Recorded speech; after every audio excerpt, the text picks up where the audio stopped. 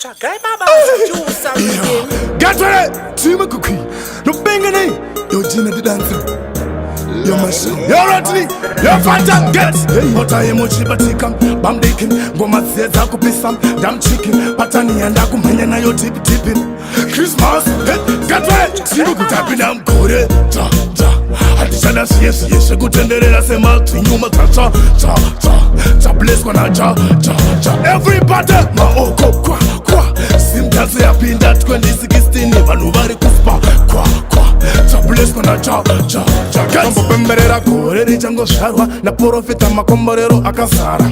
Adichada godoka na kupirwa. Kunyeyana takudawo shakasara. Navaona vachipora vari kurwara. Nekuti satane auraiwa kudhara.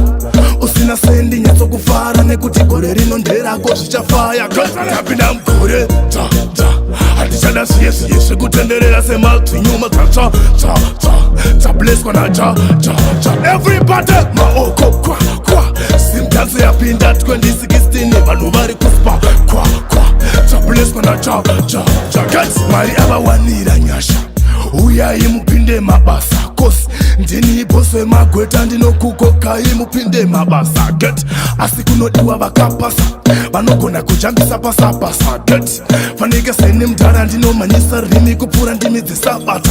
Simukutapinda mukore Adichada yes. Kutenderera semalti nyuma cha.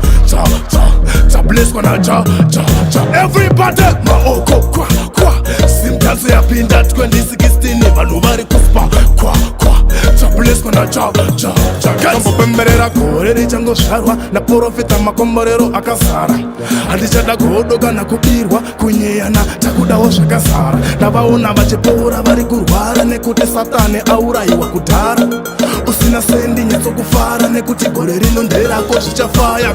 Tapinda mukore Adichada yes. Kutenderera semalti nyuma cha. Bless kona cha. Everybody maoko kwa.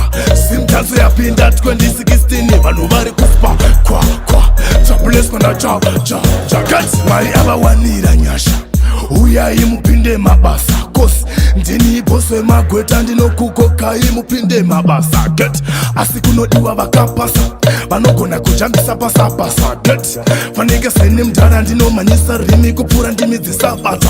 Simukutapinda mukore Adichada yes.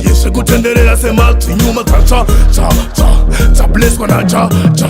Everybody maoko kwa. Simtaze yapinda 2016. Vanu vari kuspa kwa. Bless kona cha.